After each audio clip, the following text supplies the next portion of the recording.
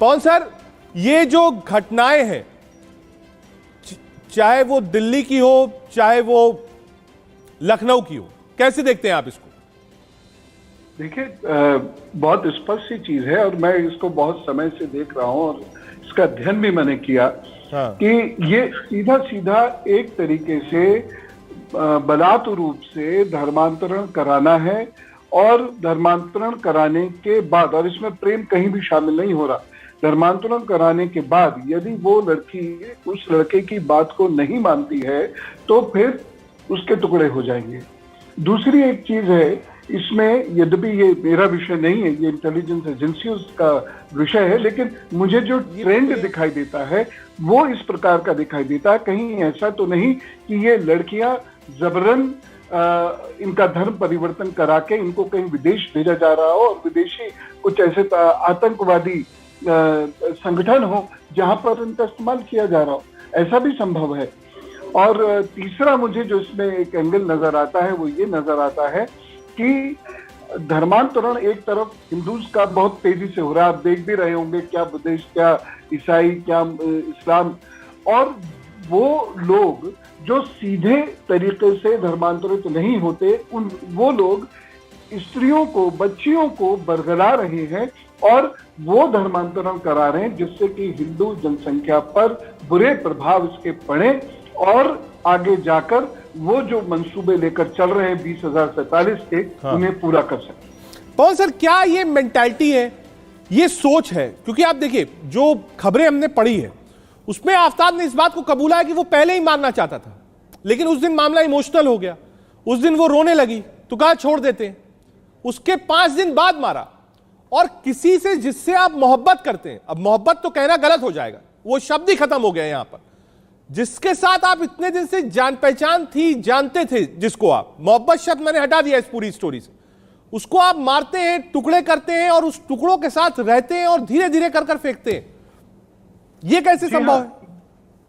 इसी मानसिकता पर बहुत विचार करने की जरूरत है कि यहाँ पर प्रेम, जैसे मैंने भी कहा, आप भी कह रहे हैं कि प्रेम जैसी चीज तो यहाँ पर है ही नहीं, क्योंकि अगर प्रेम रहता और वहां मतभेद है तो डिवोर्स ले लिया जाता, अलग अलग लोग रहने लगते, लेकिन यहाँ प्रेम बिल्कुल भी नहीं है। ये एक मंशा के तहत किया जाता है और जो लोग ऐसा करते हैं, आप सोच लीजिए कितना कट्टर हृदय होगा उनका, कितना केयरलेस हार्टेड लोग वो होंगे जो इस प्रकार से, जिसके साथ वो रह रहे हैं। हाँ। क्या ये कोई ट्रेनिंग का पार्ट तो नहीं है? ये भी अब सोचना पड़ेगा, क्योंकि इतना दुर्व्यवहार कोई किसी के साथ कैसे कर सकता है। और केवल आज से नहीं, हम एक लंबी फहरिस्त हमारे पास, जिसमें हम लगातार ये देख रहे हैं कि तुम उससे ब्याह कर, नहीं करेगी तो तेरे टुकड़े कर दूंगा, तुझे छत से धक्का दे दूंगा, तेरे हिस्से कर दूंगा, और तुम्हें ब्याह कर लो, सब ठीक है, लेकिन जब ब्याह हो जाता है तब वो कहते हैं अब तुम्हें अपना धर्मांतरण करना पड़ेगा।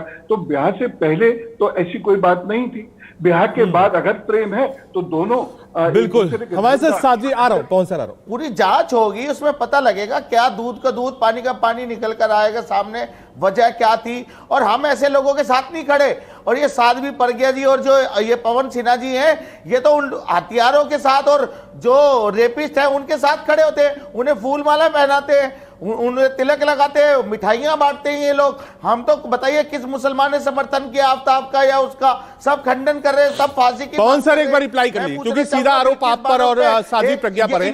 पवन सर रिप्लाई कर दीजिए, उसके बाद जवाब साहब और जय भगवान जी के पास जाऊंगा। पवन सर एक बार रिप्लाई। जी देखिए, पहली बात, जिन लोगों का धर्मांतरण किया गया है उन्हें यदि वापस बुलाते हैं तो ये धर्मांतरण की कैटेगरी में नहीं आता। ठीक बात। ये रंगरेज साहब को भी समझना चाहिए और बाकी सब लोगों को भी समझना चाहिए।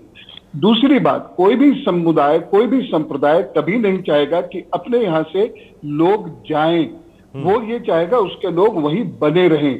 तीसरी बात, हिंदू समुदाय ने कभी भी किसी का धर्मांतरण नहीं किया, कभी भी नहीं किया, और हिंदू समुदाय में ये होता ही नहीं। अरे आपने वसीम रिजवी का किया, मैं आपको 1000 उदाहरण बता दूंगा। पवन सिन्हा जी आप कैसे करते हैं? आप तो खुल्लम खुल्ला करते हैं, एक बार आप तो धर्मांतरण खुल्लम खुल्ला करते हैं। देखिए साहब, जो लोग मुसलमान बने हैं आप तो जबरन करवाते हैं, आप तो दबाव डालकर मुसलमानों को हिंदू बनाने का काम कर रहे हैं और बाकायदा लाइव वीडियो बनाते हैं, सोशल मीडिया पर डाली जाती है वो। ये बिल्कुल गलत बात है, कहीं कोई दबाव नहीं डाला, ना मैंने डाला, ना साध्वी जी ने डाला, ना जय भगवान जी ने डाला, ना हम लोगों के जानने वाले किसी व्यक्ति ने डाला, कहीं कोई दबाव नहीं डाला गया। सिंपल ये कहा गया कि आपका चूंकि धर्मांतरण हुआ था, वो घर वापसी वाली थ्योरी है कि आपने पहले धर्म परिवर्तित कर लिया था, अब आप स्वेच्छा से घर वापस आ रहे हैं। जी, वो घर वापसी है, उसमें कोई बुरी बात नहीं है। हम अपने लोगों को कहीं भी क्यों जाने दें, कैसे जाने दें?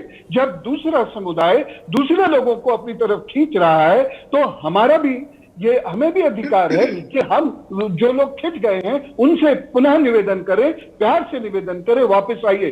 बलात् निवेदन कहीं नहीं किया गया है, कोई जबरदस्ती कहीं नहीं की गई है, ये बात बिल्कुल गलत है, मैं सिरे से खारिज करता हूं। रंगरेज साहब, रंगरेज जी देखिए, मैं पवन सिन्हा जी बहुत अच्छी मीठी मीठी बातें कर रहे हैं। जब देश में खुलेआम धर्म परिवर्तन कराया जा रहा मुसलमानों का, उस पर तो इनके मुंह में दही जम गई उस पर बोलने के लिए। मामला आज जो है वो श्रद्धा का है, जो लड़की के जिसके साथ इतना जघन्य अपराध हुआ, हमें बात करनी चाहिए कि उसे सजा कैसे मिले आफ्ताब को। और मगर ये बात करते हैं धर्म परिवर्तन। अच्छा ये बताइए, लव और जिहाद दोनों चीजें एक साथ कैसे टिक सकती हैं? देखिए, अरे आप प्यार करने वालों को प्यार करने से कैसे रोक सकते हैं? आप ये बताइए। आप उसमें लव जिहाद का मैटर कहां से ले आते हैं? आप हर चीज में जिहाद ले आते हैं। जिहाद का मतलब क्या है आपको पता है? जो कुरान मजीद में लिखी है, जिहाद का क्या मतलब है आपको पता है पवन सिन्हा जी? जानता हूँ, लेकिन मैं ISIS की तो आपको शर्म आनी चाहिए। आप लव जिहाद का एंगल निकाल देते हैं हर बात में। तो जो शब्द हमारी पवित्र पुस्तकों में लिखा हुआ है, आपकी पवित्र पुस्तकों में लिखा हुआ है, उस शब्द को हम सड़क पर किस प्रकार से प्रयुक्त करते हैं वो महत्वपूर्ण है। मैं उसको जानता हूं, मैं प्रैक्टिकल बात कर रहा हूं। ठीक है, एक बार सैयद जवाद साहब के पास चलेंगे, लेकिन उससे पहले पवन सर के पास मुसलमानों ने करवा दिया। आ रहा हूं जवाब देखिए 10 सेकंड पूरे। पवन सर, ये मामला घूम फिर के धर्मांतरण पर ही जा रहा है और उस सोच पर जा रहा है जो कट्टरता से निकल कर आती है। क्योंकि अगर कट्टरता नहीं होती तो 35 टुकड़े नहीं होते। कट्टरता नहीं होती तो जिससे मोहब्बत करते हैं उसको काट के फ्रिज में नहीं रखते। कट्टरता नहीं होती तो रात में 2 बजे जाते नहीं बॉडी पार्ट फेंक। जी देखिए, पहली चीज, जहां जवाद साहब ये बात कह रहे हैं कि वह एक क्रिमिनल है और उसको उसके मुताबिक सजा मिलनी चाहिए, मैं उनका समर्थन करता हूं। यद्यपि भाषा और संयत होती तो अच्छा रहता। हमारे सम्मुख साध्वी बैठी थी, तो भाषा संयत होती तो और भी अच्छा लगता। दूसरी चीज, लव जिहाद 2009 में केरल से शुरू हुआ है, तो इसका इतिहास मैंने नहीं देखा, या ये आदरणीय जो हमारे आदरणीय साध्वी जी ने नहीं कहा। ये 2009 के डायरेक्टर जनरल की स्टेटमेंट है, आप उसको जाके पढ़ लीजिए, मैं पढ़ के बैठता हूं। तो नवंबर 2009 की बात मैं आपको बता रहा हूं, और वहां है, और उसमें यह पॉइंट आउट किया है कि कुछ जगहों पर ऐसा हो रहा है कि जबरदस्ती धर्मांतरण करा के और उसके बाद कोई ऑर्गेनाइजेशन इसके पीछे काम कर रहा है। तो जवाद साहब, आपके ऊपर ये जिम्मेदारी भी बनती है कि आप मुसलमानों का भी हित देखें और ऐसी चीजों को आप सिरे से ठीक करने की कोशिश कीजिए, खारिज मत कीजिए, क्योंकि इससे आतताइयों का मनोबल बढ़ता है। इसे ठीक करने की कोशिश कीजिए। एक और बात मैं यहां पर स्पष्ट रूप से कहता हूं, कोई भी धर्म परिवर्तन को मैं बिल्कुल भी मान्यता नहीं देता, चाहे वो किसी भी सेक्शन का किसी भी सेक्शन में हो। और खास तौर से मैं ही नहीं, अगर हम आर्टिकल 25 से पढ़ते हैं तो कहीं भी उसके आधार लग रही थी किसी की व्याख्या में आपको मुस्लिम धर्म अपनाया नहीं, उन्होंने तो बहुत धर्म अपनाया। एक मिनट आ रहा हूं जवाब भाई, 1 मिनट में आ रहा हूं जवाब भाई, 1 मिनट में आ रहा हूं, 1 मिनट आ रहा हूं। बात भी आती है, जरा सुन लीजिए कि आप किसी का भी जबरदस्ती धर्म परिवर्तन नहीं करा सकते, चाहे वो आपकी ब्याता ही क्यों ना हो। समस्या यहां है, समस्या वहां नहीं है कि एक्स ने कहा कि मैं उस धर्म में जाना चाहता हूं, ठीक है, लेकिन समस्या यह है कि उसको ना हम किसी प्रकार का लालच दे सकते हैं, वो भी कानून के खिलाफ है, सीआरपीसी के खिलाफ है, और ना ही हम उसको दबाव में ले सकते हैं। और ये बार बार सुसाइड कर लूंगा, ये भी एक तरीके का मॉरल प्रेशर उस लड़की पर बनाया जा रहा था, ये भी गलत है। तो धर्मांतरण में मेरी राय बिल्कुल स्पष्ट है कि कहीं भी धर्मांतरण होना ही नहीं चाहिए और बेहद सख्त नियम केंद्र सरकार को बनाने चाहिए, जो माननीय सुप्रीम कोर्ट ने अभी कहा, क्योंकि इस प्रकार के धर्मांतरण ये भारतीय सुरक्षा के लिए खतरनाक है। सुप्रीम कोर्ट कह रही है, डीजी लेवल के पुलिस अधिकारी इस बात को कह रहे हैं, मानना तो पड़ेगा हमें। आप उसे खारिज करें तो क्या होता है? जवाब भाई, रिप्लाई। देखिए, मैं यही, पवन जी आपने बहुत अच्छी बातें करी और मैं आपकी बहुत सी बातों से सहमत हूँ। और दूसरी बात आपसे कहूँ, जहां पर जबरन धर्मांतरण की बात आती है, आप इतने सीनियर हैं और बहुत संजीदा गुफ्तगू करते हैं आप, जहां पर भी जबरन धर्मांतरण उसके अंदर तो एक्सेप्टेंस है ही नहीं। लेकिन यही दिल्ली के अंदर जंतर मंतर के अंदर बहुत से लोगों ने बौद्ध धर्म अपना लिया। उसमें तो किसी मुसलमान की कोई वो नहीं थी ना, रोल नहीं था कि किस बुनियाद पे कराया गया, नहीं, वो तो यही लाइव हुआ। और बाबा साहब भीमराव अम्बेडकर की जो प्रतिज्ञाएं थी वो ली गई। उसके बावजूद आप देखिए कि जो मंत्री वहां पे दिल्ली सरकार के अंदर मौजूद थे, उनको अपना इस्तीफा देना पड़ा। वो तो अपनी स्वेच्छा से था ना, वो कोई जोर जबरदस्ती नहीं थी ना, वो कोई जबरन तो नहीं था ना, वो कोई तलवार की नोक पे तो नहीं था। ठीक है, एक बार रिप्लाई पवन सर। देखिए, धर्मांतरण के एक व्यापक है, एक तरफ कट्टरता है, एक तरफ बौद्ध धर्म की बात है। उन्होंने सवाल उठाया, कहा साहब वो तो मुसलमान नहीं बने थे, तब इतनी दिक्कत क्यों थी? पवन सर, मैं देखिए वो धर्म परिवर्तन पर किसी ने भी पॉइंट आउट नहीं किया था। धर्म परिवर्तन यदि वह अपनी मर्जी से कर रहे हैं तो जवाब भाई, जिन्होंने जो वहां नहीं गए थे, आइए मैं एक स्टेप और बढ़ा देता हूं। जवाब भाई, जो लोग उस ग्राउंड पे नहीं गए थे, जिन्होंने बौद्ध धर्म नहीं अपनाया था, क्या कोई ऐसा इंसिडेंट सामने आया जहां पता चला हो कि जो बौद्ध धर्म नहीं अपनाया उसका गला रेत दिया गया हो? क्या कोई ऐसा इंसिडेंट सामने आया कि बौद्ध धर्म नहीं अपनाया तो चौथी मंजिल से नीचे फेंक दिया गया हो? क्या कोई इंसिडेंट है, रिपोर्टेड है? नहीं है। आगे चलता हूं, जय भगवान जी के पास। ठीक है, पवन सर के पास। पवन सर, क्या ये एक लार्जर पिक्चर है जिसको लार्जर पिक्चर के रूप में देखना चाहिए कि साहब समाज कहां जा रहा है, सोच कहां जा रही है, और युवा जो है उसका माइंडसेट कहां है? कैसे बदलेंगे आप? और कितने लोगों पर पुलिस लगा देंगे, कितने कैमरे लगा देंगे आप? नहीं लगा सकते। आए दिन ऐसी घटनाएं होती रहेंगी।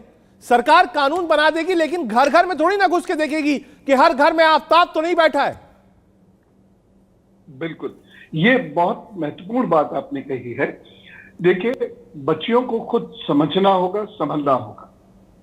जैसे कि हर चमकने वाली चीज सोना नहीं होती, इसलिए हर लड़के में वो प्यार नहीं होता, वो सपनों का राजकुमार नहीं होता। चीजों को जांचना और परखना पड़ेगा। 1927 में पहला केस आया था इस प्रकार का, और तब से अंतर्राष्ट्रीय स्तर पर इस प्रथा के विरुद्ध काम हो रहा है, 1927 से। दूसरी चीज, भारत में 2009 से केरल के जब डीजी साहब ने, अगर मैं सही हूं तो जैकब साहब नाम था उनका, जैकब जी ने जब इस चीज को कहा तो उनका इशारा एक अंतर्राष्ट्रीय षड्यंत्र पर था, पर स्पष्ट कहा उन्होंने, छुपते नहीं कहा। उसके बाद ये केसेस और तेजी से बढ़ने शुरू हुए। तो ये जो इसको वाइडर पर्सपेक्टिव में देखिए, सुप्रीम कोर्ट का जो डिसीजन है वो बहुत वाइड पर्सपेक्टिव में है। वो कहीं भी मुसलमानों को क्रिटिसाइज नहीं कर रहे, वो ये कह रहे हैं कि किसी भी प्रकार से कन्वर्जन किया जाए। अगर वो जबरदस्ती है या लालच के आधारित पे है तो ये देश की सुरक्षा पर एक बड़ा खतरा है। माननीय अदालत ये बात कह रही। तो पवन जी एक मिनट।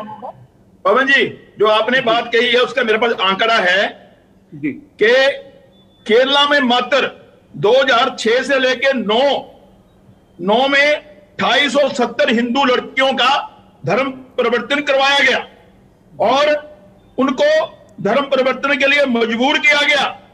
ये आंकड़ा है 2009 का। और धर्म परिवर्तन, लेकिन 705 लड़कियों का ही पुलिस में मामला दर्ज हो चुका। प्रति वर्ष हजारों की संख्या में लड़कियां लापता हो रही हैं। कुल मिलाकर लव जिहाद का एकमात्र उद्देश्य अन्य धर्म की संख्या में कमी करके हिंदुस्तान को रंगनेश भाई एक बार रिप्लाई कर लीजिए।